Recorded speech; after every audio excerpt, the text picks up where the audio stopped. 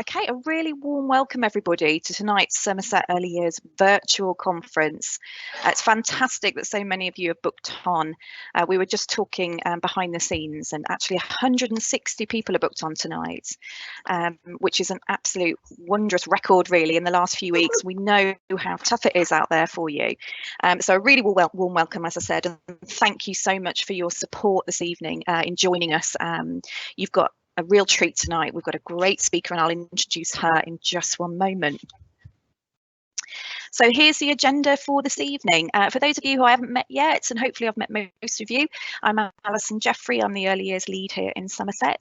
I'm just going to do the first 10-15 minutes, a few updates, a few things like that. And then obviously I won't leave it too long until I welcome Sue Allingham, who we're all really excited to hear and her presentation about Are You Sitting Comfortably, all about physical development being so much more than a hop, skip and a jump. We are going to leave plenty of time at the end for questions and answers, and then we aim to finish promptly at 8:30. Just a few housekeeping things tonight. We are using Teams Live. It's unfortunate that we can't see you and hear you, but the main benefit from having Teams Live is that we can have lots more people actually attend. So it's great that we can have some tonight, even more than that attending, which is fantastic news. But we do want you to interact. So you can use the question and answer function at the top of your screen. So please do use that to make comments or ask questions.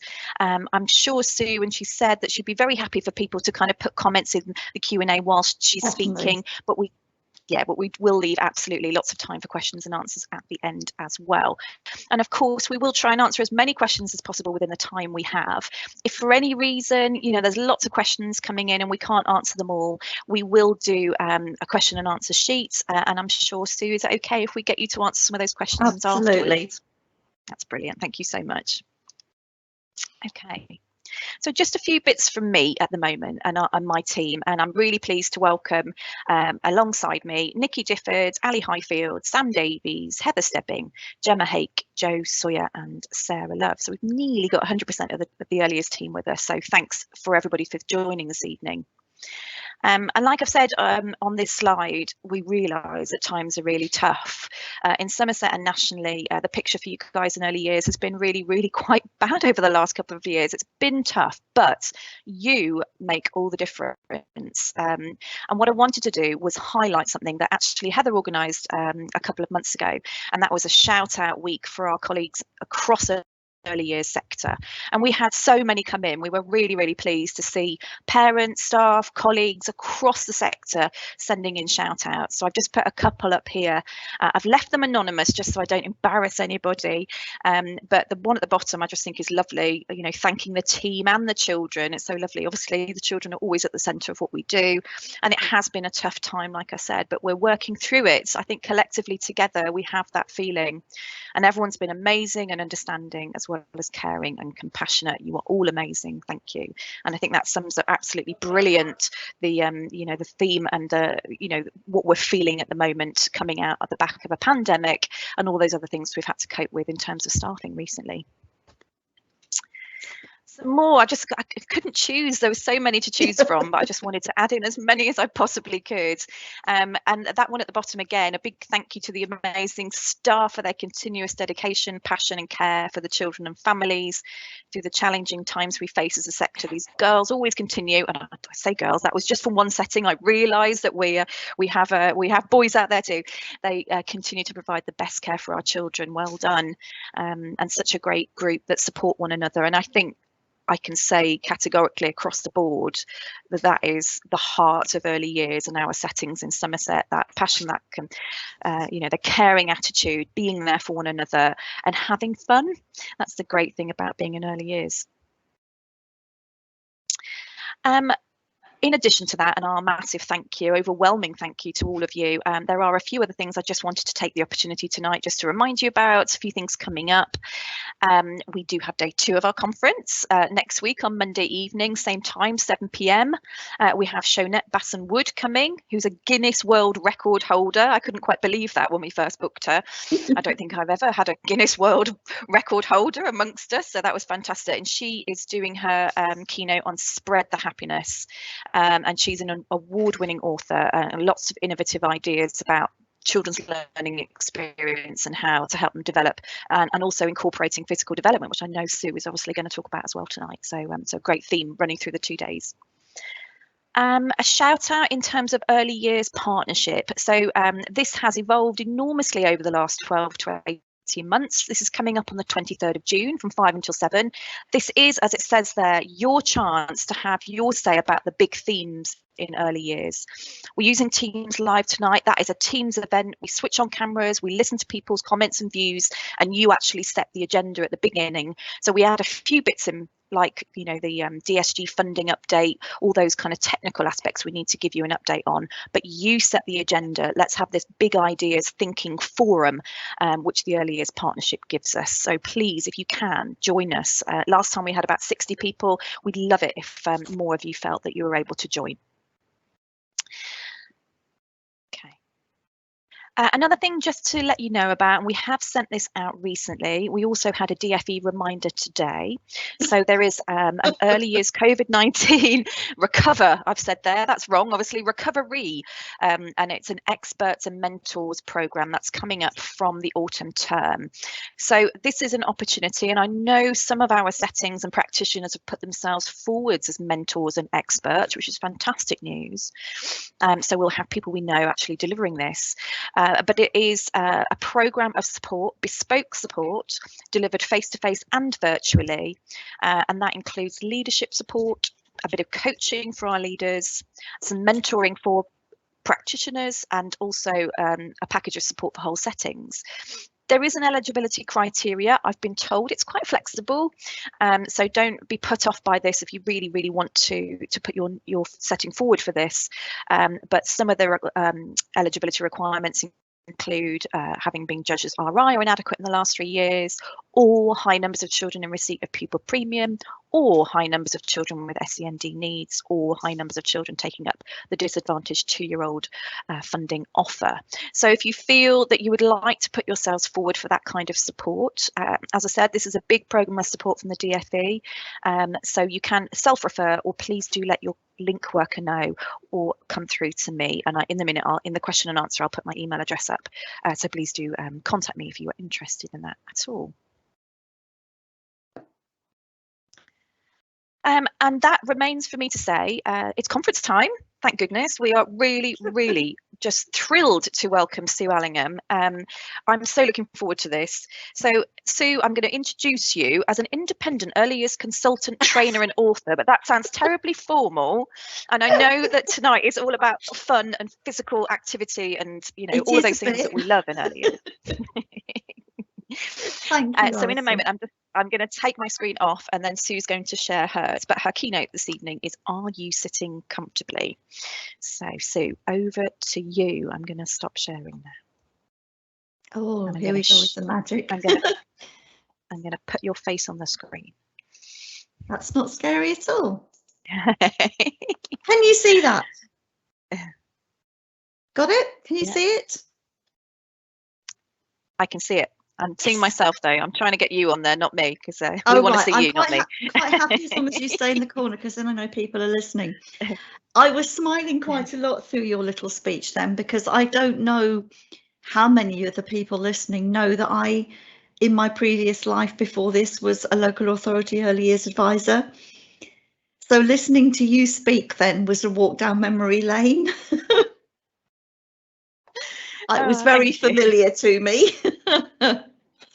But that's in a previous life. That's nearly 6 years ago I came out of doing that role. Okay, so there's a lot to do in a not very long time, but as Alison said, this is about physicality. It is also about having fun. If I was standing in front of you as a live audience now, you would not be sitting still very long, because I've got loads of things to do. But I'm going to have to trust that you do these things, because I can't see you. So, are you sitting comfortably? Those of you who may be of my kind of age might remember, are you sitting comfortably? Then I'll begin. The traditional beginning for what on earth was it called? Listen with Mother. that used to come on around about lunchtime on Radio 4. But sitting comfortably actually is quite a complicated skill, just as physical development is very much more than a hop, skip and a jump. So let's find out what that means. Whenever I start a presentation, and again, some of you in the audience may have actually seen some of my work before, I always use this slide because no matter what sector we're in or what section of the sector we're in, whether it be childminders, whether it be playgroups, day nurseries, school nursery, reception class or year one even, we get sometimes so bogged down in other stuff that we forget the children are our most important work.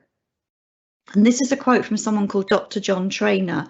I don't actually know who he is, but the reason, well, let's just say a colleague of mine called James EYFS, he is on social media. This is his little girl. He discovered that it was Dr. John Trainer that said this. I used to have it as C.S. Lewis because I nicked it off Instagram. So this is the real person who said it. And this is actually James Butler's little girl, Ava, in her red jacket, being very self-important, feeding a goat. So I'm just going to start as my opening ploy to you by asking you how you feel. It's a very beautiful picture to look at. It was just one I took from Google. It's not my own picture, so I don't know where it came from. But start to jot down to yourself how you're feeling. And that's emotionally and physically. All sorts of things might have happened in the last hour before you sat down to listen to me. But it's important to note how you feel. And we'll come back to that at the end. And as we move through, just add a few more words to your list. It's not a counselling session, don't worry, I'm not going to ask you to share your list. But how we feel is important, and you'll get more of an idea why as we move through. So start to jot down how you're feeling, positive or negative, it doesn't matter.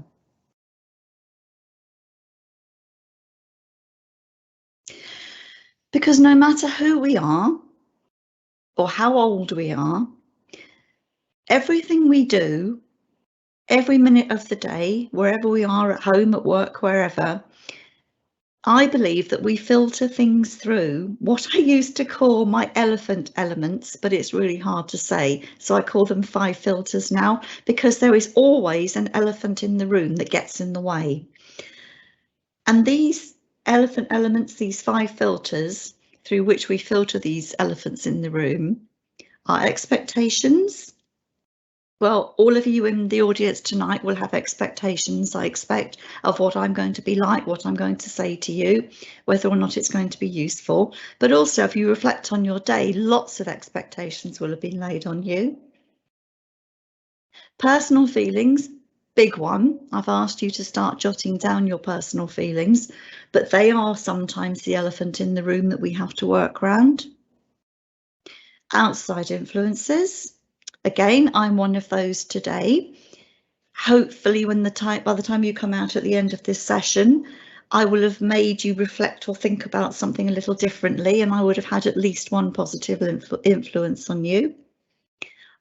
Other people, I'm one of them. Alison's another one. Dare I say Ofsted is another one. But all of these things are so-called elephants in the room that we have to work around all the time. But the biggest one is this one. And whether we mean to or not, we all make assumptions about things. And again, this will be reflected through the session. But I think in terms of this particular training, when we say physical development, and when I say we, I don't mean us personally, I mean in general. I think we have a very set perception of what physical development means. It's an assumption, if you like. And with the best will in the world, sometimes we have an impression of children that perhaps they're not so good at PE, or perhaps they're not very fast runners. And I have to admit to a bit of a sort of vested interest in this. You will have noticed I wear glasses.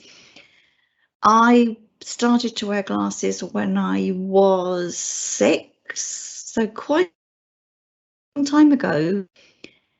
But as soon as I did, my teachers at school, then right throughout the rest of my school career, made me take my glasses off to do PE. Now, that made it virtually impossible for me to succeed at any sort of physical catching, throwing, netball, tennis, because I couldn't see the ball.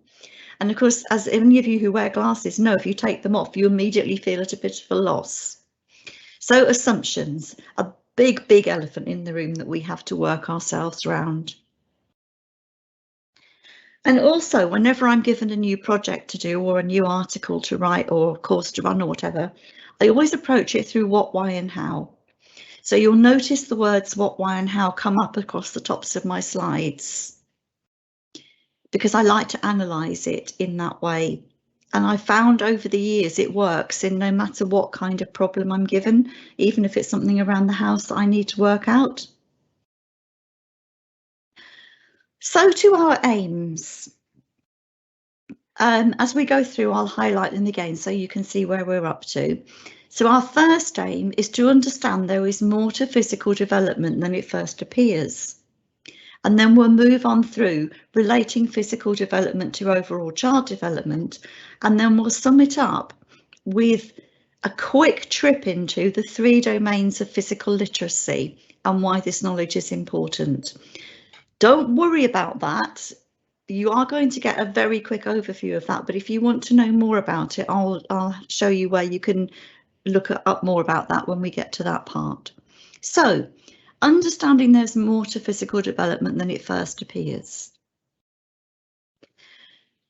This, well, you can see what date it appeared in a thing I saw come up across my web pages. 4 reasons why children need to be more active in school playgrounds and what's stopping them, from March this year. Why is this important? Well, it's important because it's important for children to start active when they're very young. And we'll come to that soon in a minute. So it's important for them to go on the playground and make friends and be active with their friends. Notice number 3, it improves mental health. Now that's a connection for a bit later on, so hold that thought. And number 4, well, of course, we have to have this thing, don't we, about getting better results.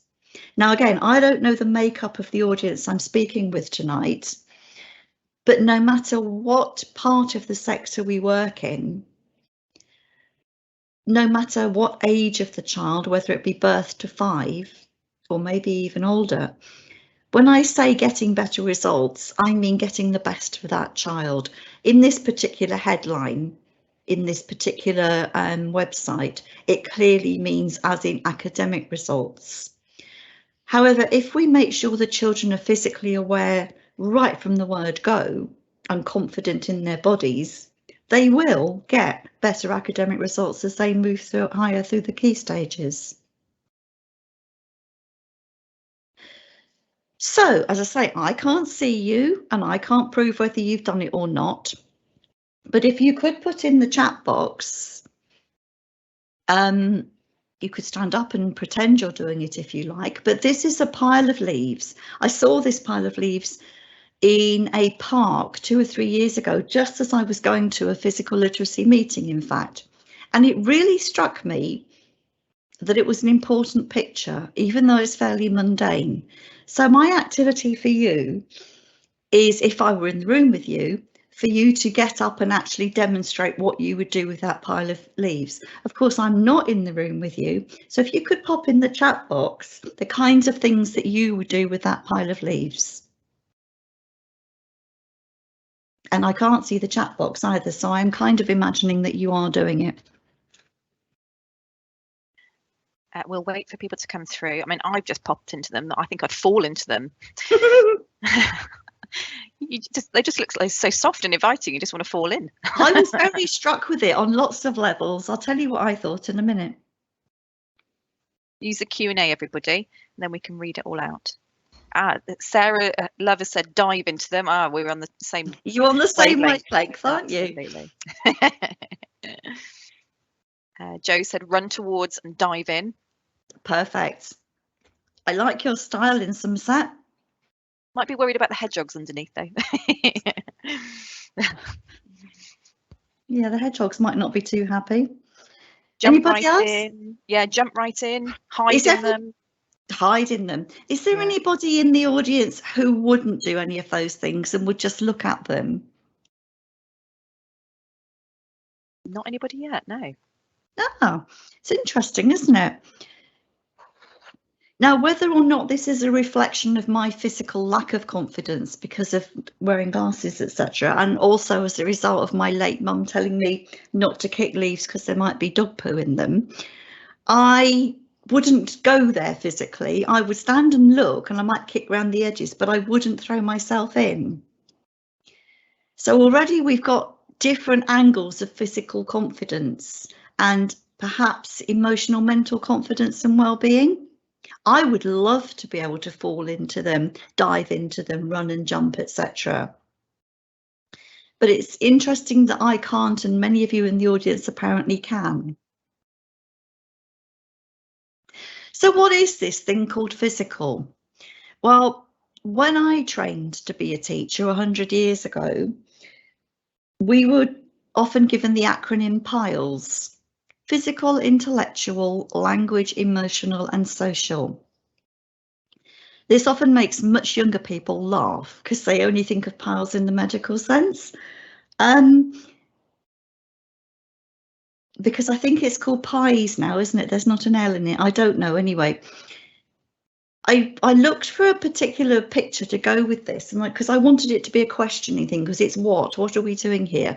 And I found this picture on a Google search of this green figure sitting on top of a question mark. And if you look at it, it's fascinating because that's quite a job of balancing that figure's doing, because that question mark isn't even that straight. So that's quite good core core strength and control, quite good proprioception, and we'll come on to those words in a minute. It is not a coincidence that the word physical is first in physical, intellectual, language, emotional, social. I don't know whether it was done on purpose, but if you don't get the physical bit right, you aren't going to get such strength coming through the rest. And that is what I saw in that pile of leaves.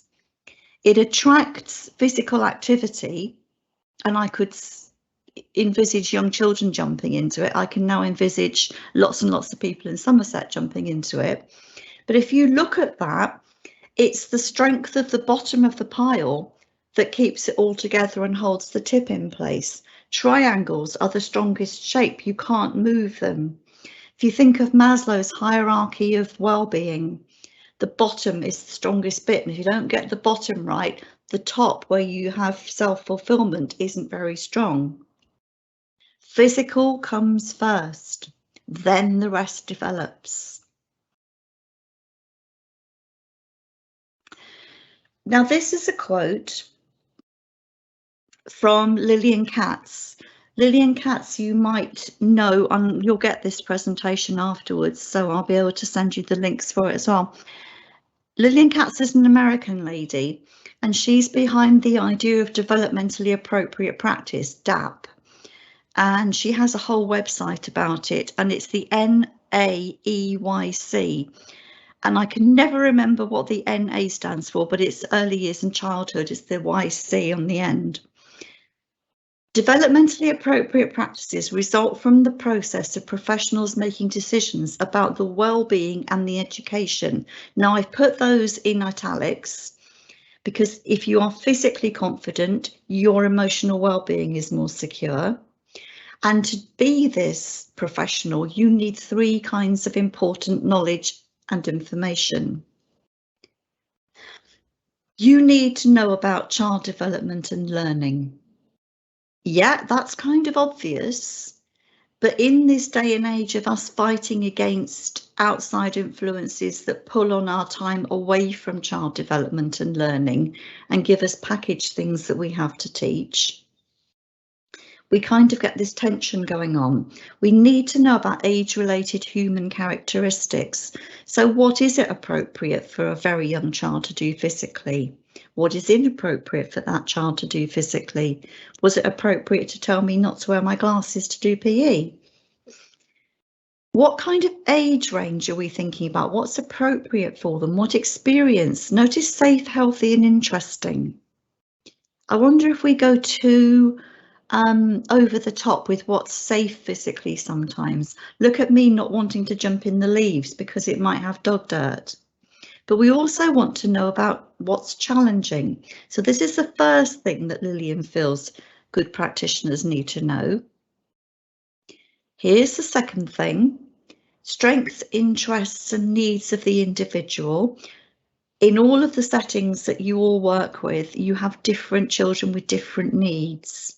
And that could be that they're not typically developing, or they have a particular special need, or maybe they're physically in a different place.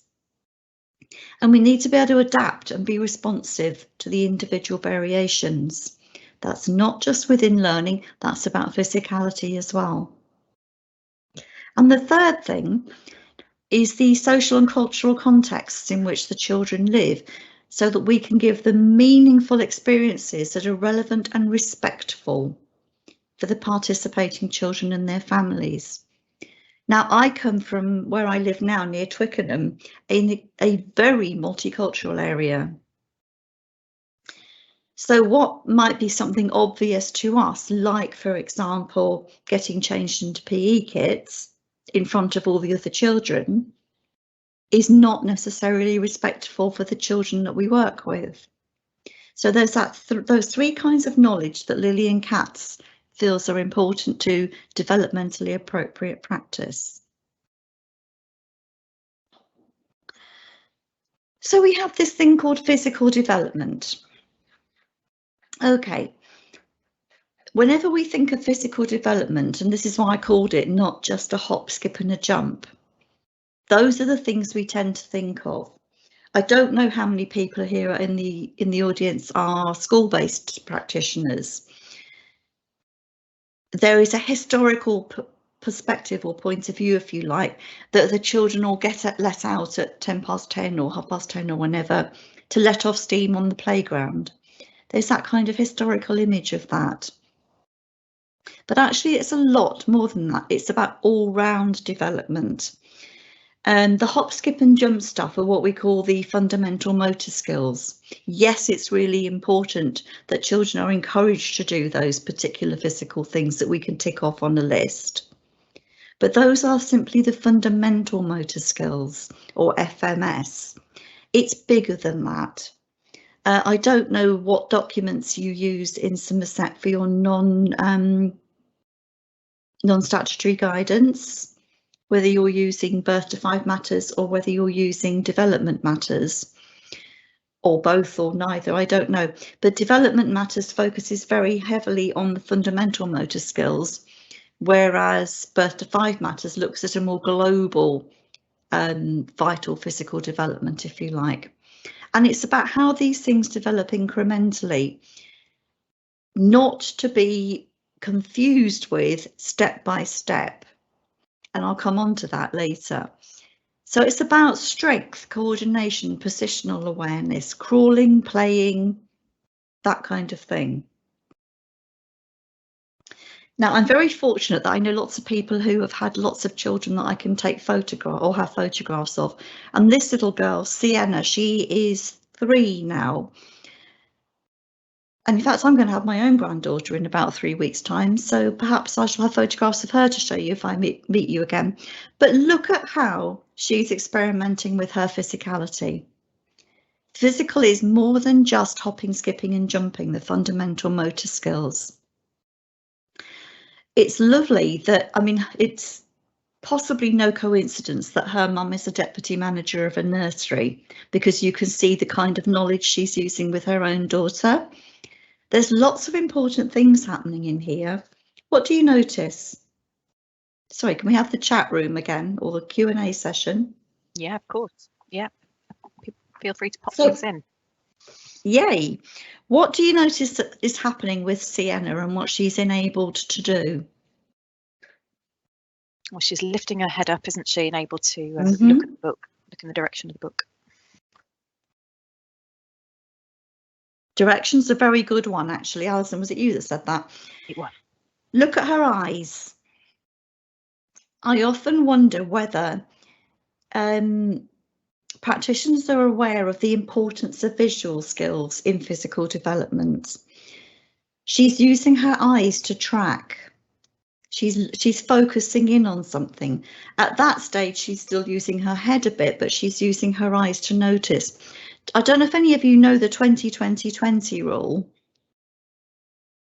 So it's every 20 minutes you stop working at your laptop, you focus around 20 meters away for 20 seconds. Because so many of us, and I'm as guilty as any of us are, I've done it today, we sit in front of our laptops for such a long time that when we look up, the distance is a bit weird. So she's getting an opportunity here to start practicing her visual skills. And notice the children in your environments. How often do you give them an opportunity to use their physical skills of actually using their vision? How often do they focus into the distance on things, or is it really close up stuff? So straight away, physical is more than just hopping, skipping and jumping. We've got a few things in the chat, Sue. Go on. Yeah, yes, please. So somebody said about good head control. Mm-hmm. Somebody said about touching and feeling the book. The fact that the book is placed in different positions in both of the photographs, the child looking at the book, hand-eye coordination, core strength, ability to tilt their head, tummy time, somebody said, and reaching and looking up. Yeah. All those physical skills developing, and her core strength is really key here, isn't it? And we could go even deeper into that with cross-lateral and looking across the midline and all those things. They're so important. I mean, we could talk about her dad lying in the background, couldn't we? But we won't. It's just brilliant that she's not being propped up to look at the book. She's using all her physical skills to look at the book and developing from that point of view. So I'm going to give you an activity now. I've got loads of these, but I won't use them all because I suspect we'll run out of time. I do Tai Chi. I'm a Tai Chi practitioner, which I'm sure you need to know. I don't know if you can see these cards I've got in my hand, but my lovely Tai Chi teacher also teaches about breathing control. And he's done a lot of work with children in what he calls body, mind, breath, animal play, which is based on a Tai Chi sort of physical exercise program, but he's turned it into an early years version. Because I don't know, again, how important you realise breathing is as a physical activity. So we've had eyes, now we're looking at breathing. If you think about it, this is where emotions come into it again and how you're feeling. One of the things that starts to go wrong if you're anxious or upset or stressed or frightened or angry is your breathing. You breathe differently. And it's a physical thing. So if you start to get an idea of controlling your breath, then that starts to control your physical reaction. And again, sadly, I can't see whether you're doing this or not, but I'd quite like you all to do crocodile breath, please. So if you could lie down on your tummy with your legs out straight behind you and fold your arms above your head and rest your head on them. Breathe in and out slowly and repeat 3 times.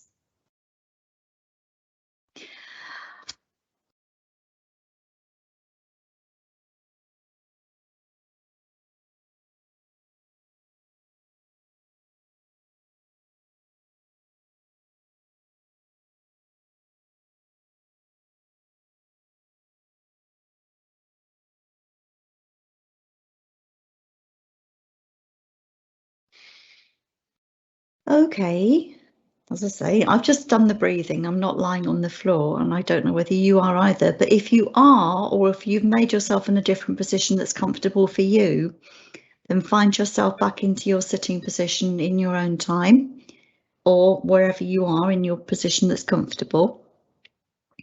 Because of course, that's another important thing, is that it's not comfortable for everybody to sit on their bottoms and listen.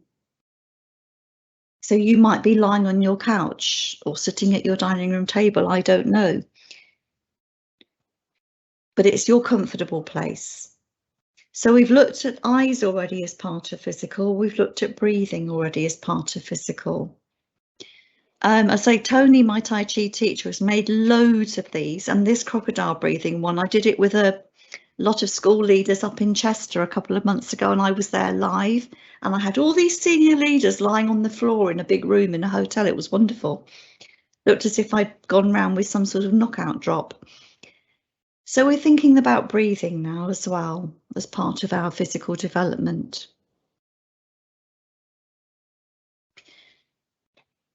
So here's a bit more what.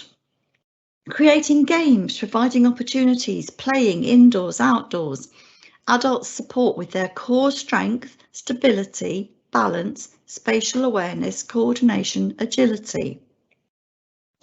Now that's a lot of stuff, which doesn't all happen by being able to hop, skip and jump. Simply sitting down is a massively complicated physical activity.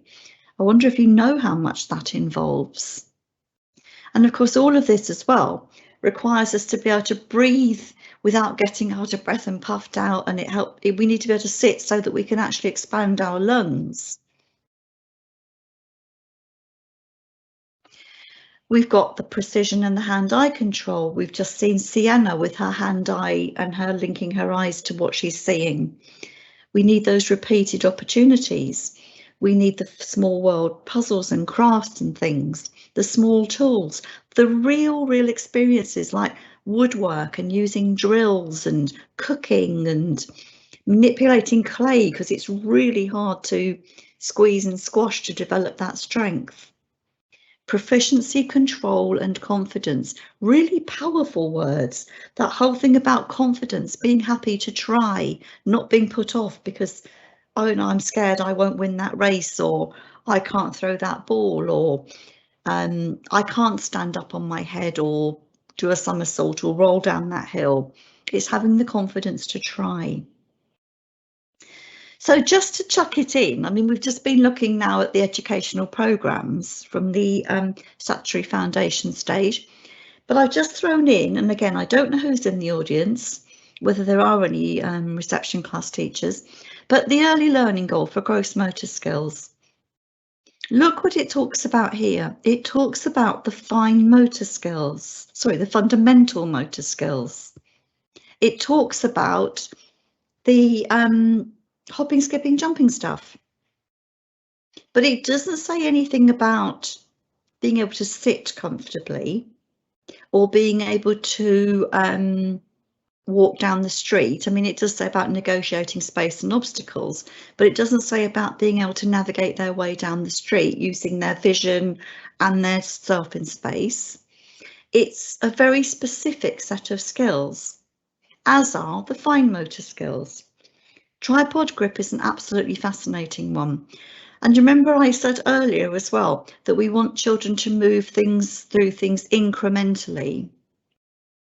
You may have said, and I said I didn't like the word incrementally, you may have seen a lot on social media about people creating progress skills documents and suggesting that the youngest children, for example, like little Sienna in that picture, would only use fat paintbrushes, and then they'd gradually give different tools until little Sienna could use a fine paintbrush when she was a bit older. The same with scissors. The very youngest children don't have proper cutting scissors. They have plastic scissors. Now, you might gather from the way I'm speaking that I don't think that's very helpful. My eldest son, and you'll be introduced to him in a minute, very fine tactile fine motor skills from a very young age, using Lego Technic for 15-year-olds when he was like 5 and 6. He didn't need to be progressed through Duplo, then this, then that. So it's very limiting, this early learning goal, just like the gross motor skills one is. And here is one of those examples. I don't know who put this on to a social media page. I've just done a photo grab of it, a screen grab. Notice how it's suggested the different things that will happen in reception in September and then at Christmas. I find that quite worrying, because actually this is reception in the autumn term, and you think about the children that you have in your day nurseries or your childminder setting or your playgroups who can already do these things. It's worrying to me. And also the whole thing about using a spoon and fork to eat. Not all children use cutlery, and it's not wrong not to. If you want to teach children to use cutlery, that's absolutely fine, but not all families do, so it might be a new skill for them. So think carefully before creating documents like this, which are very much an adult construct.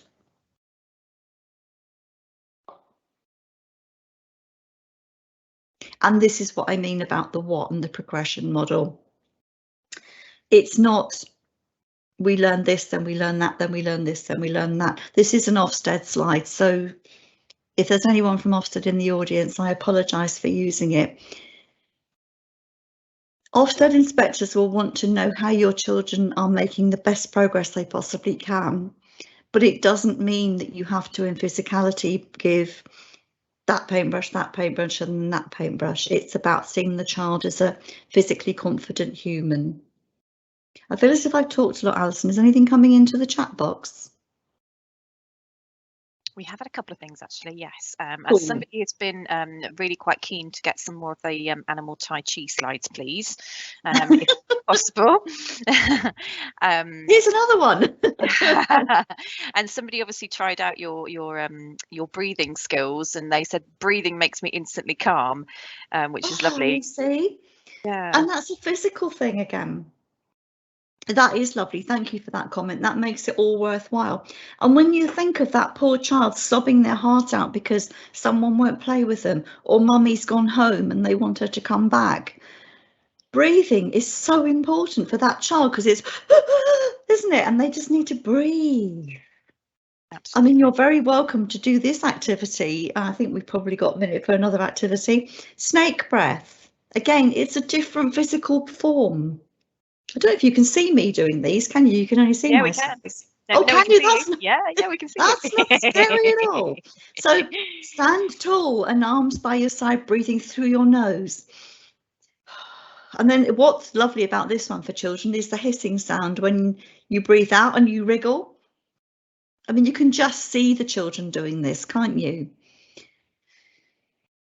Beautiful one. And thinking back, some of you may have been in practice in the days of brain gym. Does anyone remember that? Oh yes.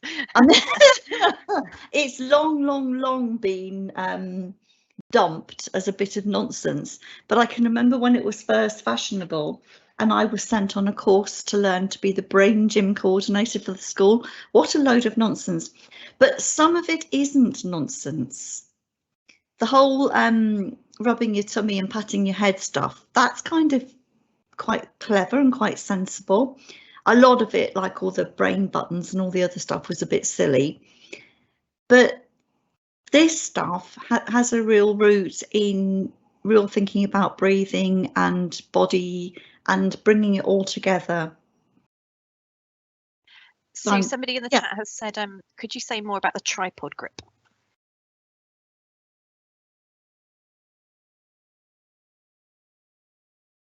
I can't hear you, Alison, sorry. Sorry, somebody's asked whether you could say more about the tripod grip. I'm coming to that. Wait for the slides on the tripod grip. Sorry. You think I planned it? No, I've got some slides on tripod grip for you. This is, again, the daughter of another nursery manager who I have the pleasure of knowing. I used to work with her when I was a local authority advisor. This is Kiva. Kiva's now 5, she'll be going to school in September. But this is Kiva learning to dress herself. And as I say, the joy of having nursery managers I used to work with taking photographs is that they get what I'm talking about and what I'm looking for. And Kiva is going through a physical process of understanding her body. And if you look at her face, the intense concentration is massive. And okay, she's learning to dress herself and she's putting her jumper on her legs. But hey, she's doing it and she's working it out through physical processes. She's not frightened to try. And the reason you've got a picture of a jigsaw puzzle brain on the other side is because she's making the pieces fit for herself. It's her cognitive jigsaw puzzle. And at the end, you can almost feel her ta-da moment, can't you, when she gets her jumper on her legs. And it's brilliant. And again, it's about physical confidence. It's not hopping, skipping and jumping, but it's finding out how your body works and making it make sense in your own brain, in your cognitive jigsaw. Julie Fisher talks a lot about the jigsaw puzzle of your brain and your cognitive jigsaw puzzle and making the pieces fit. Another physical thing, lining up. This is a library picture, hence all of the watermarks running through it. But how often do we ask our youngest children to line up? And look at the way they're all lining up in different ways. It's not the most easy physical thing to do. Neither is standing up straight. And if you look at all their feet, there's rolled over feet, there's feet in different positions. There's all sorts of things going on here. Lining up is not easy physically if you don't know where your body is in space. Sitting cross-legged, not an easy thing physically. In fact, many of you will know it's really uncomfortable, especially if you've got buckles on your shoes or Velcro, or your trousers are a bit uncomfortable, or you've got your school or nursery summer dress on and it's a bit short. That's not very nice, is it? Sitting cross-legged isn't the easiest, comfortablest position to sit in to listen. Does it matter if children put their legs out straight as long as they're not affecting anybody else? Are you sitting comfortably? Putting your hand up. Now I love this picture because the little guy in the red on the right hand side is leaning on one hand to put his hand up with the other hand. Now I'm entirely making this up, but what might that suggest to you about his control of his upper body? Maybe he's not physically comfortable to do that yet. And why do we put our hands up anyway? Is it necessary? Here comes your tripod grip, Alison. Right, so I'm going to put you through an exercise at home now or wherever you're watching this from. This is a real life example from a real life thing, and I'll tell you about it in a minute. Some of you might recognise it. This is day 1 in reception class. So on day 1, your teacher says to you, you have to get your hand ready in your tripod grip. Well, bear in mind, you might only be 4 at this point, so perhaps you don't know what a tripod grip is, or you're not easily doing it. Your feet on the floor, that's flat. Now the chair I'm sitting in, I can't reach the floor. I've got my feet kind of curled up on the ledge underneath the desk. Your bottom at the back of the chair. Okay. Your body is 1 fist depth away from the table. So basically you put your fist on your tummy and measure it so that it hits the table.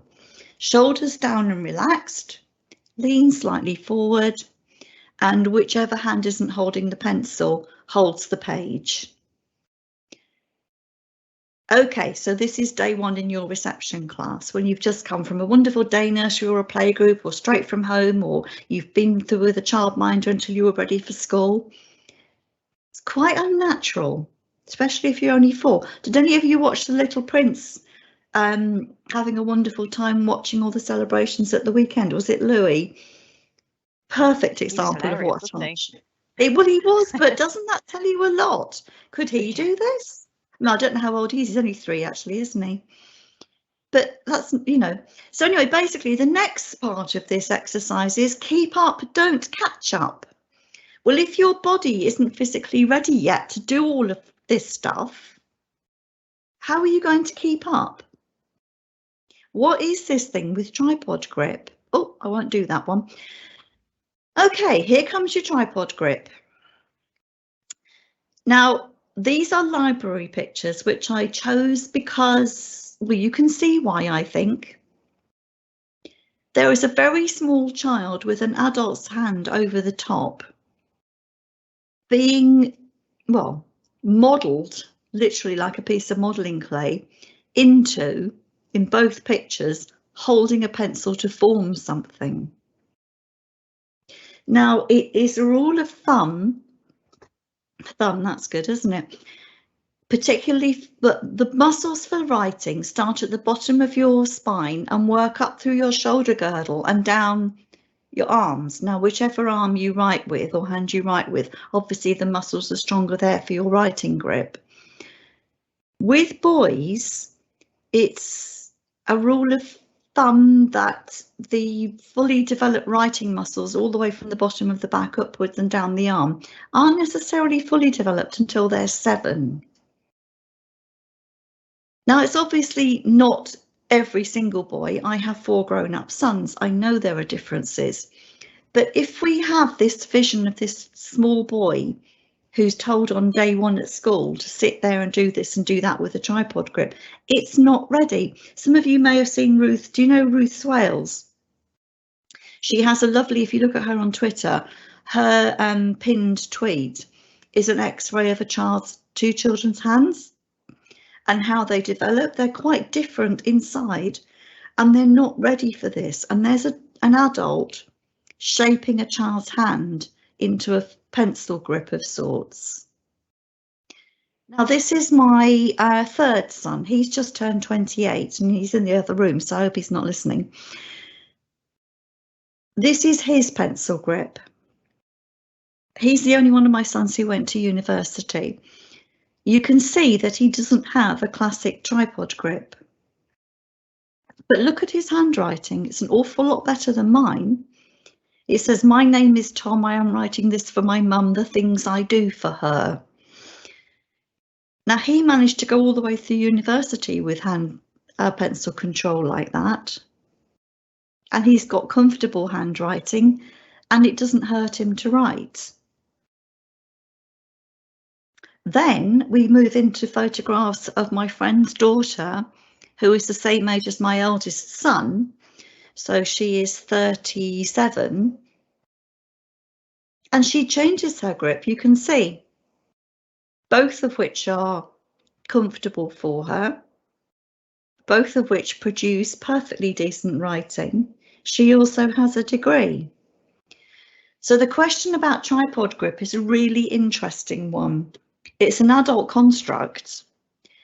And I think if we are particularly looking at the early learning goals, and again, Alison, I don't know who in the audience is a reception class teacher, but if you're looking at that early learning goal, and remember it's best fit, think about what that child is actually achieving with their writing and how they actually feel comfortable with the writing implement. Now, it might be as extreme as how Dawn holds her pen, or it might be slightly different tripod grip to Tom. But if I looked around the audience, if you were in front of me, I would probably guarantee that you wouldn't all be holding it in a your pens in a classic tripod grip. So it's about ease and comfort and not forcing young children. I'm just going to pause there because I know there was a question about tripod grip. Is there anything coming through, Alison? Yeah, there's somebody said, "I grip my pen in my left hand in between my 3rd and 4th fingers. My nails dig into my palm, but my writing is super neat." Does it bother you though that your nails dig into your palm, and does it hurt your hand muscularly? That was hard to say.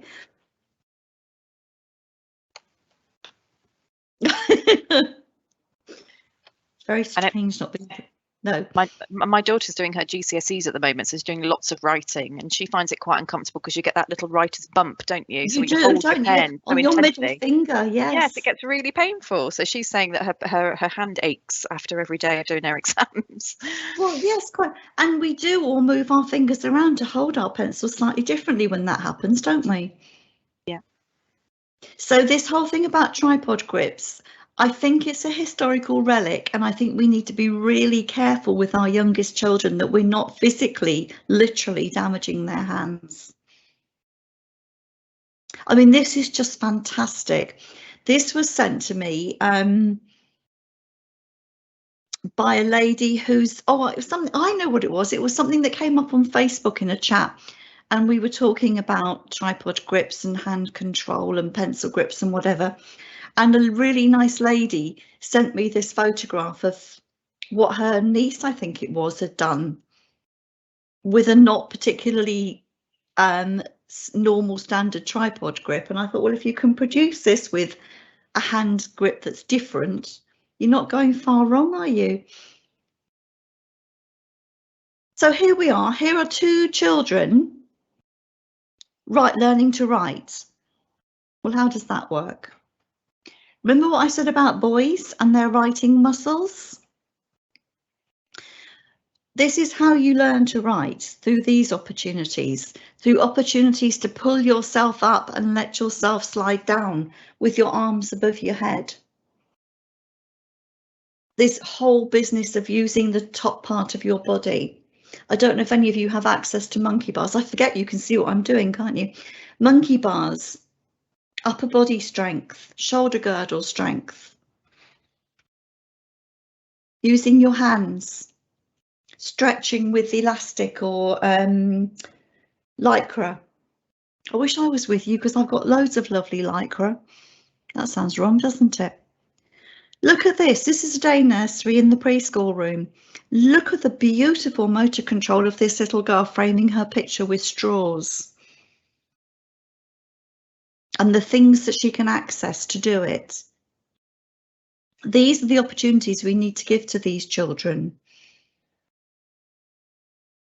This is Kiva again. We've seen Kiva getting herself dressed. This is Kiva, and she's on my website with this bottle baby. Do any of you use bottle babies? Bottle babies are just basically plastic bottle, litre bottles, 2 litre bottles, whatever size your children are, filled with water. They're heavy. But if you have them, the children can turn them into things. And bottle babies are fabulous because they're weighty. And holding a bottle baby full of water in your arms is great muscle development. And look at her eyes as well. She loves that baby. Stairs. These are just a set of stairs built in a nursery for children to go up and down. Physical control, use of eyes, balance, all sorts of things going on there.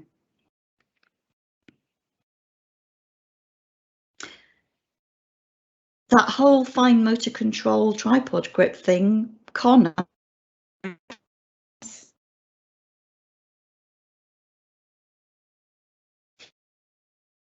Cameron and Alex.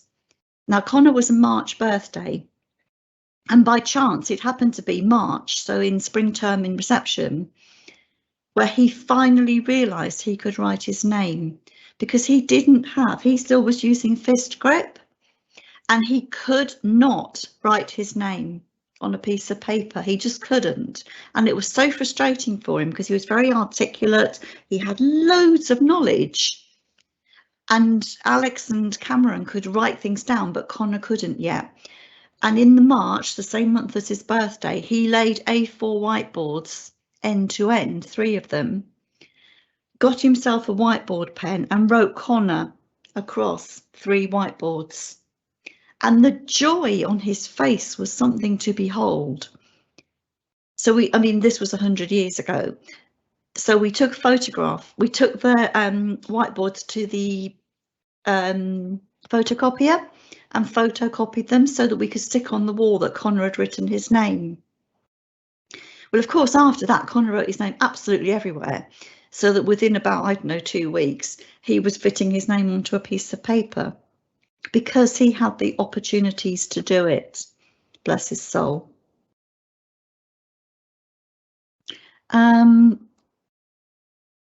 Again, dropping the drop of water, it's about knowing how to develop those physical skills. I watched a child in a nursery once. It was a really hot day and we were out on the outside area, and the little one was on the tarmac with a bucket of water and a big paintbrush, painting great big circles and watching them evaporate. And he was really involved and engaged, and his key person was watching from a distance, and she kept topping the water up so that he could keep going. And she wrote a beautiful observation of him until the end, where she wrote his next step. And this was toddler room, it wasn't even preschool room. She wrote his next step was to write the first letters of his name. So we need to be very careful about how we direct this physical development. Because when you're doing big circles, the next step is not about writing your name. So it's about thinking how we encourage our physical development and how we judge children who aren't perhaps doing things in the way that we would prefer, shall I say? So we need to be careful about how we develop our good sitting, for example, because it's not always easy to sit cross-legged. And if that's all we approve of, how is that making the other children feel who find cross-legged difficult? Folded arms is a really tricky one. How many of us sit with our arms folded all the time? Be careful about the messages we're giving. And also, if you are asked to sit with your arms folded and you're not very physically confident, it's then getting quite complicated to put your hand up, isn't it? So just think about the messages you're giving about what's approved and what's not approved. Because the messages we give dazzle more than they illuminate. That was an expression used to me by a friend about something completely nothing to do with education. I said, I'm having this because these flashy cards look great. And if an inspector or a senior lead or somebody comes into our environment and sees these particular pictures or whatever, I'm not saying that they are wrong exactly. I'm just thinking about being careful of the messages. The cards dazzle and people will walk away thinking this is a great setting, but actually what do they really tell us? Because we're hitting the target but missing the point. The point is we want these children to be beautifully physically developed and confident in themselves. So here we are, a reminder of the physical, intellectual doodah, with your person precariously balanced on the question mark, but able to stay there because they can adjust themselves.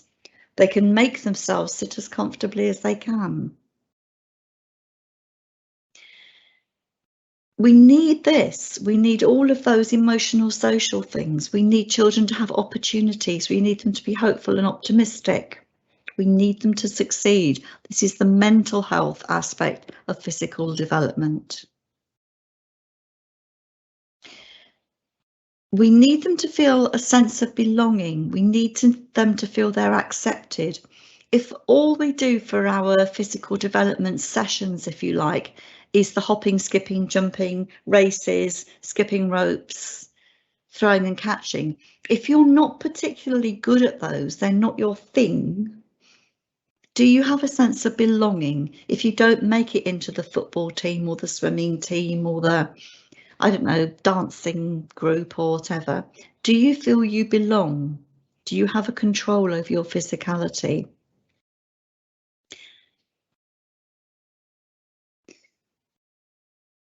It's about knowing those sensitive periods, and look at binocular vision here. It's quite an important one. Remember I said how eyes and the use of eyes and the 20-20-20 stuff. In our environments, and this is some work by Minay Jonkbaia, who you may know, how often do we give the children opportunities to really look into the distance, or how often is everything crowded in and they don't have to look very far, or the walls are very bright and sparkly and colourful and they don't have to look into the distance for anything? Think about those experiences. I told you you'd meet my eldest son. This is my eldest son. He's 37 now and just about to become a dad himself, in fact. But this is obviously when he was a lot younger. Now, Matthew didn't learn to walk until he was 17 months, and you can see him in that last picture walking at 17 months in a pub garden, but don't judge me. But he didn't need to walk because he was physically very confident, and he was also very chatty. So he had a lot to say for himself, and he'd crawl around on his little commando crawl, look at the core strength and the cross-lateral movements of his body. We didn't have a stairgate, and we taught him about going upstairs like that and then coming down feet first, one at a time. We gave him confidence to be physical. I didn't know any of this stuff at that point, by the way. And there he is with his first steps, hurling himself across the garden at his dad. This is the same Matthew, of course, who by the time he was 4, 5, 6 had gone past Duplo Lego and was into much more technical Lego. And this won't surprise you to know this is Matthew today. His technical fine motor skills have resulted in him building bespoke high-end bikes. It was in him when he was a little boy. But interestingly, his teachers, when he was at primary school, told me his fine motor control was poor, and they had him in groups for extra writing. It was nothing to do with his fine motor control. He doesn't like writing. Writing isn't his bag at all. So notice this kind of stuff. Think back to the tripod grip and what we might be forcing our children into. Also, I say he builds high-end bikes now and he's a very confident cyclist. But what he didn't do was what you may have seen happen so often in social media with these progress skills documents. He didn't go first through a tricycle, first through a scooter, then through a tricycle, then through a balance bike, etc., etc., etc., which is again an image perpetuated by Ofsted. And I blanked him out in the corner. I'm sure you all know who he is. I'm not saying, but even Ofsted is perpetuating a model where you give children this sort of bike, then you put them away and you give them that sort of bike and they progress through. Now, I learned to ride a bike when I was a teenager in Guernsey, about 12 actually, in Guernsey, on my godmother's son's bike, which was too big for me, with a crossbar, and I just kept jumping on it off a wall until I didn't fall off it anymore. So not every child goes through every physical developmental stage at the same time. Some of your children may come to you already being able to ride bikes. Very young children, 2, 3-year-olds can ride two-wheeler bikes. Don't underestimate. I had a lovely little boy called Jordan in one of my reception classes who, when we did the home visit, was riding his own little motorbike looking exactly like this picture. It's about children arriving with different experiences. This is the Ofsted definition of cultural capital. Very importantly, at the bottom, there's the bottom statement. It's what the setting does through its curriculum that makes all the difference for children. So it's not about judging them before they come in. Here's Kiva again, doing early writing. Well, how do we know she's doing early writing? I'll throw that one to the audience.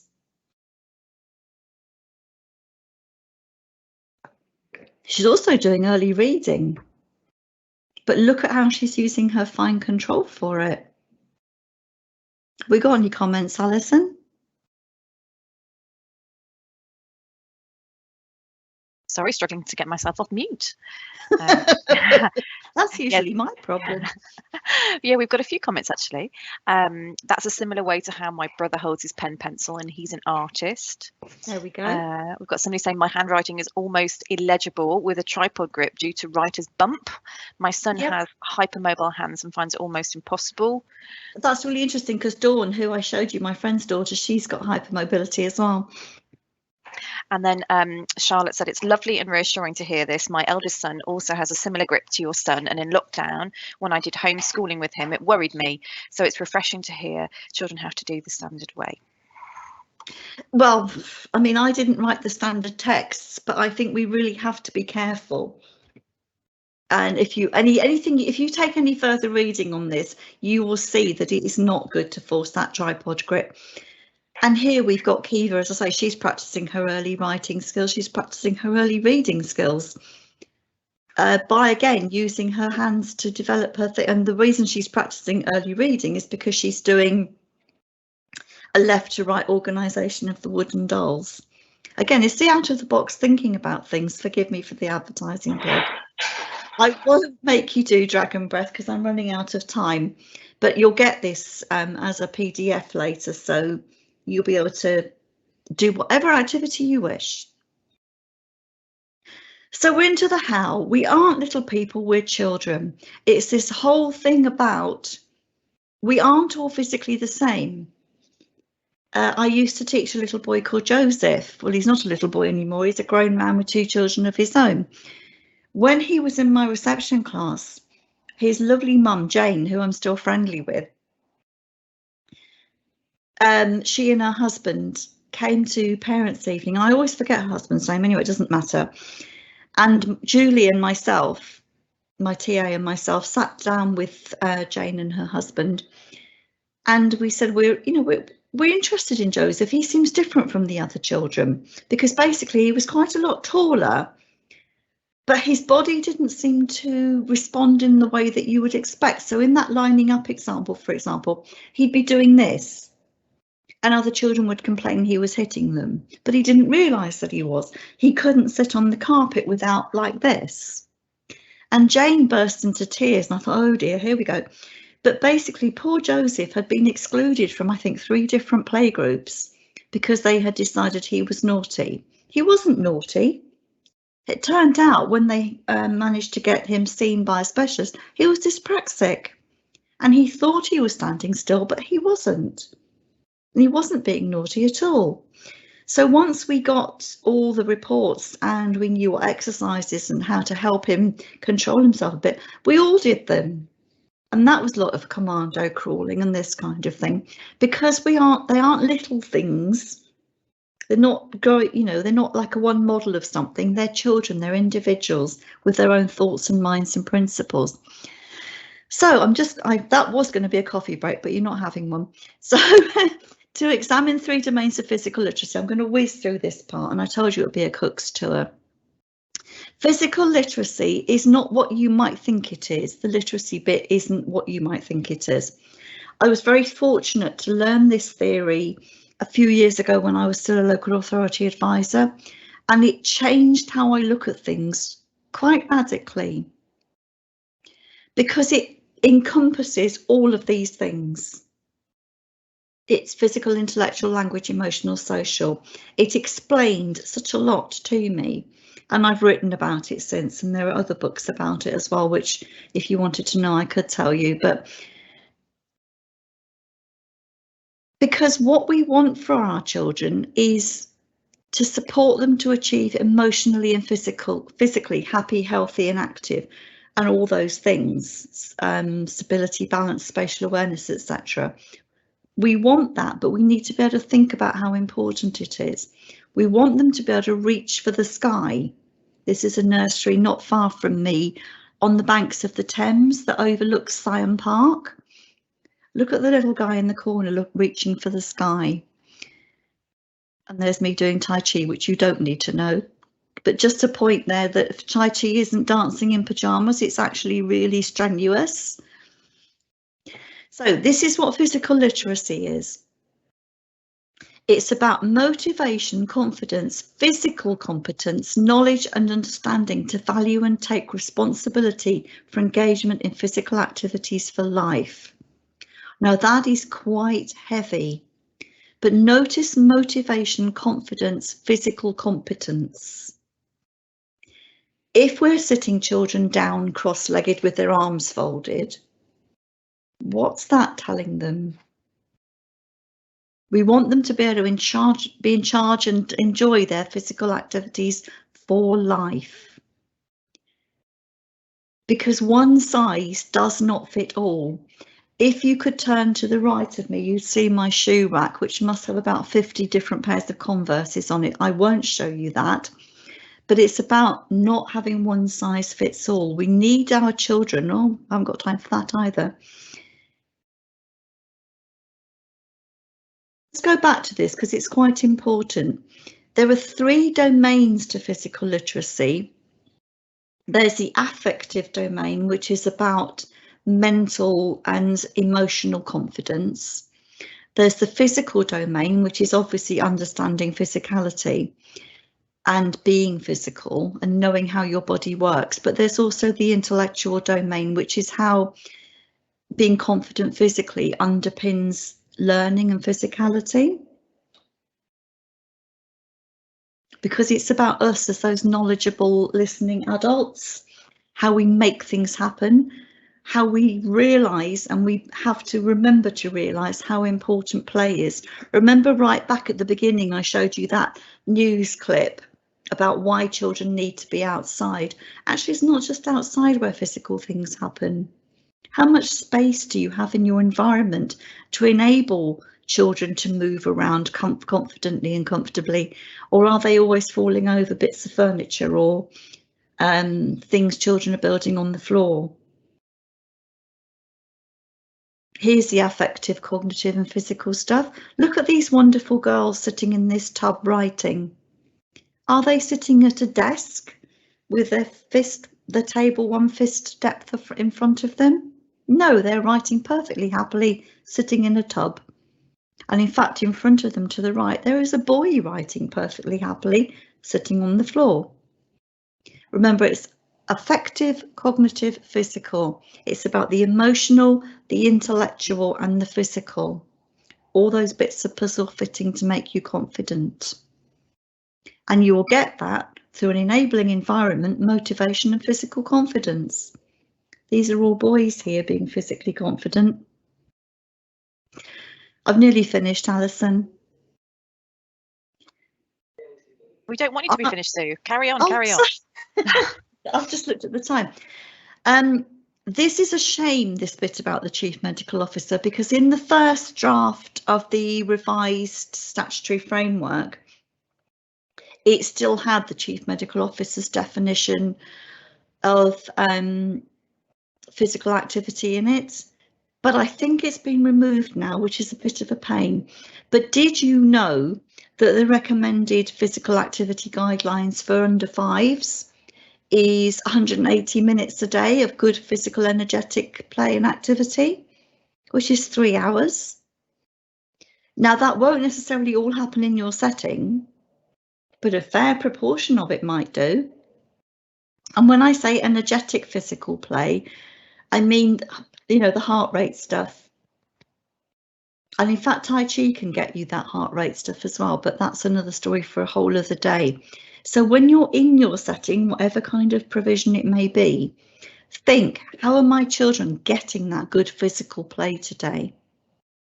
Or are they just, I don't know, playing in the sand, which isn't a bad thing because that's about upper body strength sometimes. Are they getting other physical challenges that raise their heart rates? And in fact, you can download this poster as well. And there's some lovely things on here. Climbing. How often do children get a chance to really challenge themselves climbing? I wonder. I don't know whether many of you can take them swimming, but you know, maybe you can. A lovely bit here from Minay as well about movement, strengthening muscles, but also boosting brain development. You can't have mastery over your fine motor skills so easily if you're not confident with your upper body and your main gross motor skills. So really think about how your children are enabled to develop grossly. That sounds awful, doesn't it? And if you get a chance, if you haven't already seen it or heard Sally speak, get hold of her book, The Well-Balanced Child. It's a fantastic book, and this is from that. And this kind of sums up the whole piles thing, the physical, intellectual, language, emotional, social. Movement will play a pivotal part in shaping personality, feelings and achievements. It is not just about reading, writing and maths. Or are you sitting comfortably, hop, skipping and jumping? Haven't got time for that. This I think is important. If you follow Ray Peaker on social media, you'll get loads of this stuff coming up, and her website's really good as well. And if we think back to the Little Prince on Saturday, he's simply acting like a child. It's nothing to do with lack of compliance. How boring was it for him? I thought the princess was wonderful. And we're summing it up now. This is Vera Lavers talking about emotional well-being. You probably have heard of well-being and involvement. This is, and notice how he says children and adults. This is how we know children emotionally well, happy and healthy. They're in touch with themselves, they're enjoying, and they're vital and self-confident. You can't do that unless you're physically confident. Like that. It's a little boy in year 1 in a school in Essex, radiating vitality. As a child, I couldn't do that. Can't do it now either. I'm going to flash through a little bit now. Here are your expectations and reality. I've shown some of these pictures already this evening. So you have Sienna again with her book. You have Kiva and her brother Kaylin going down the slide. Look at her confidence in that picture. And you have our friend pulling himself up the slide. And then you look at that environment in the middle at the bottom, which is a library picture. I don't know where it is. I just found it somewhere. But I do go into an awful lot of environments that look like that. And you think about developing your long and short sight. You think about moving around. You think about sitting at a table to have to write. There's all sorts of messages coming out of that room, not least of which is having to crane your neck up to look at an awful lot of these things up here. And that's not good for your neck muscles and your posture. And we have the Ofsted definition of effective teaching and learning. I am whizzing now, sorry. Please don't apologise, it's all good. Oh, thank you. And again, as I say, here's Connor with Teddy Edward again. And here, just for the sake of reality, is the actual Teddy Edward. Oh. And I could do your whole training on him, but I won't because he's for another day. So this is telling us how the development of brain architecture. These are all, I don't know if you've ever found the Harvard website about children's brains and neuroscience. If you ever come across it, and it's a brilliant website, you'll go down to so many thousands of rabbit holes you will never resurface. But this is about emotional development being very important and having far-reaching implications. Emotional and physical development is interlinked. You cannot divorce the two. Far-reaching implications for policymakers. There's a big one for you. And yet it receives far less recognition than anything else does. It's not all about hop, skipping, jumping, reading, writing and arithmetic. This is Robin Alexander pointing out that if we don't structure our teaching and learning environments in a way that suit the child, then we're not getting the best thing for the child. And yes, there is a child in a box. I once worked with a local authority advisor when I was new in the job who said you could teach anything you like through a bottle of water. I would say that you could teach anything you like through a cardboard box, and think of the physical stuff you could get from that. Loris Malaguzzi, a wonderful person to end up with the whole thing about knowing your child, Reggio Emilia approach, if you like, your image of the child. Oh, I'm not going to go through the characteristics of effective learning, you know that. So this is where we are. You have you, the unique child. We have all of you in the audience as the knowledgeable, noticing, interacting adults who understand. You have the play opportunities and environment and teaching and learning, which all mesh together to make your effective curriculum, which is embedded on piles. Remember the pile of leaves? It's the what next and not, sorry, it is not the what next, it is the what now. my friend and colleague Jan Dubiel talking about how when we work with children, we connect ourselves to the future, and we have a massive impact on those children's lives and their perceptions of themselves and the world around them. We have to get it right, because children are not a distraction from the more important work. They are the most important work. And here's some questions for reflection, which I'll send on to you. And you'll be very relieved to know that's me finished. And they say, or people say, that all we do in early years is play. So I think you have just illustrated in about 100 different ways how that is nowhere near the truth, and the complexity of children's early learning and development. It's absolutely fantastic. Thank you so much. Physical development is one of our prime areas, but often it can be overlooked, can't it? But it's, oh you know, my goodness, it's the so start of easily everything. forgotten. Yeah, absolutely, absolutely. Thank you so much. I'm trying to get back to you, and I'm not sure how I'm doing it. No. We want to stay on you. We don't want me. We've got some questions, hopefully, to be able to squeeze in for you, Sue. So we want to keep you on screen, but I just think that's been absolutely wonderful. So many things that I've taken away, little snippets, and I'm sure other people have taken away. Well, it was a very short whiz through an awful lot of information, but I will send you the PDF. So once people start to reflect and think, then I'm happy for people to contact me. That's not a problem. Amazing. I'm sure people would be delighted to be able to ask questions of you afterwards as well. Some things that I've taken away, the sitting in the tub, I just love that image of those children doing that and being able to be free in terms of their mark making and writing, and not being confined to a table and chairs. Not sitting with their feet on the floor and the bottoms at the back of the chair. Absolutely. So many rules, adult rules, we should never ever put onto children. Yeah, absolutely.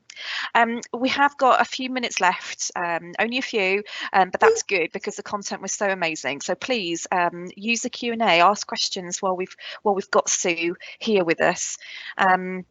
Okay, so somebody's come in with one already. So we have a group of children who love to play fight. This alarms practitioners. What are they physically developing? That's a great question. That is a massively good question. First point with that is, I would suggest have an area where rough and tumble play is allowed. So, I mean, I don't know what type of setting this person is speaking from, but have a particular part of the outdoor area or the indoor area where if a child goes into it, they know it's about rough and tumble.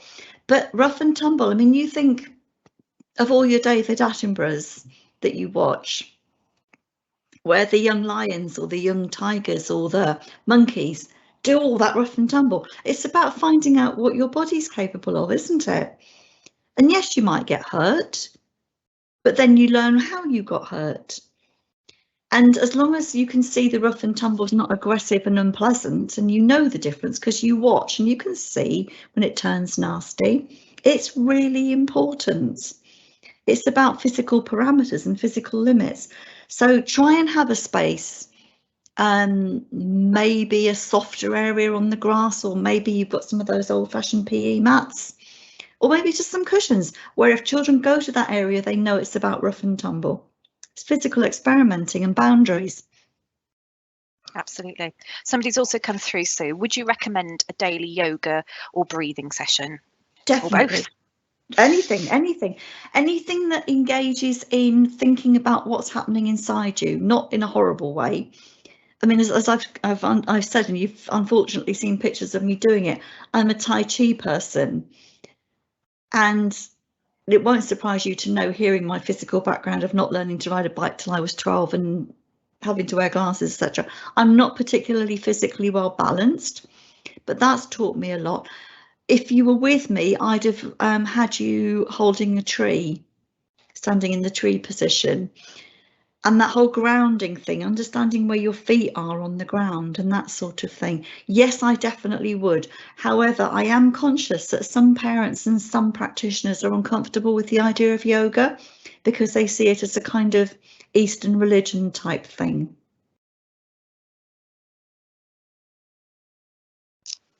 But anything that engages bodies and minds physically has to be a good thing. Good thing for well-being as well, isn't it? Yeah. Absolutely. Just that minute to breathe. Absolutely. Somebody's also come through. Would you recommend gymnastic activities? Oh, In what respect gymnastics? Because sometimes that's quite hard. I mean, I wouldn't be able to do gymnastics, for example, and I wouldn't have been able to as a child. It depends how you define it and whether you make it. Oh, this is a difficult one. I mean, lots of children do gym outside of school anyway, don't they? That's, yeah, I mean, stretching and bending and what do you mean by gymnastics? Because, for example, I've never been able to cartwheel, but maybe climbing. I mean, you know, things like oh, climbing all the that's time. so good for Make upper body it strength. good. Isn't it? Yeah. Yeah. I mean, I don't know what people have got in their outside areas, whether they've got static climbing frames and things. Children are going to climb. Children climb trees and hang. Oh, hanging upside down is a good one. If you've got anywhere where children can safely hang upside down and spin round and round, and climb. Climbing is wonderful because it's all that upper body strength. If you're going to have outside apparatus, and try and make it not the kind of built-in climbing frame type stuff, like A-frames and planks and that kind of thing. But gymnastics like bending and stretching, certainly. And if you're confident to teach somersaults safely, then that kind of thing is absolutely brilliant. Brilliant, thank you. Somebody's just said we now end our day with a meditation. That's a totally different thing. Meditation, yoga. The children have calmer or leave calmer and quieter than before and enjoy their time reflecting. I think that's lovely. I think that's lovely too, and it's so important because again, it's that breathing thing again, isn't it? Absolutely. Yeah, that somebody else has come through and just started to say thank you for a brilliant and informative session. I think that's the general theme that's coming through. So thank you. We are past 8:30, so I suppose I have to be true to my word and let everybody go. But you know, it's not without kind of feeling very sorry about not being able to carry on. Have we got time just for one quick one? One's just come through. Really interesting training, thank you. How can we explain to parents that children don't need to write their name? They need physical, intellectual skills instead. A few parents don't seem to recognise the importance of other physical skills. Is there any resources you'd recommend for parents? Oh, well, for a start, it's perfectly happy for children to write their name. Is like the example of Connor doing it with his fist grip across 3 whiteboards. You can write your name anywhere, anyhow. If you've got a big chalkboard outside. Oh, that's the other thing as well. It's quite hard to do any kind of writing or painting if it's flat on the table. As much as possible, you want things that are upright, like easels or things on walls.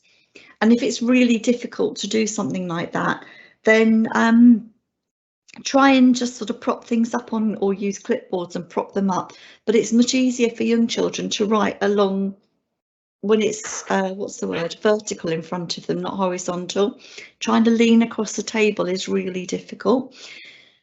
So by all means, children write their names in a way that's comfortable for them, or make the mark that is their name.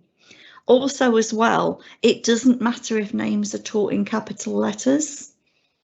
And sometimes capital letters are easier to form than lowercase letters. Because it's the point of knowing that that says my name, rather than, because they won't necessarily know what the letters are. It's a mark that represents something. So encourage the parents not to worry if their child is holding their pen or pencil in a different way, but that is a mark that means their name. It's not about the magic, this is my name writing. It's about the skills and the fine motor and the manipulation to make that mark in the first place. Absolutely, yeah. We had so many lovely comments coming through, so we'll send these to you. Oh, thank you. Clearly, yeah, people have got lots out of your session tonight, and I know certainly I have. I'm sure my colleagues have as well. So I want to come and play with Lycra and resources now.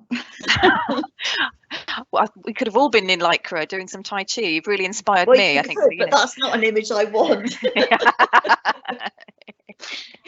Oh, Sue, thank you so much, and thank you to everybody who's attended tonight. We had really great turnout, wonderful. And that's all to do with you, Sue. Yeah, thank you so much. And we hope my contact details, but I don't think I can now. Nope, it's not going to work. Too far down. Never mind. Well, we will send it to everybody, Sue. Thank you. That would be wonderful. And I'd be more than delighted for any of you to contact me or talk to me or ask me questions once this has all had a chance to assimilate.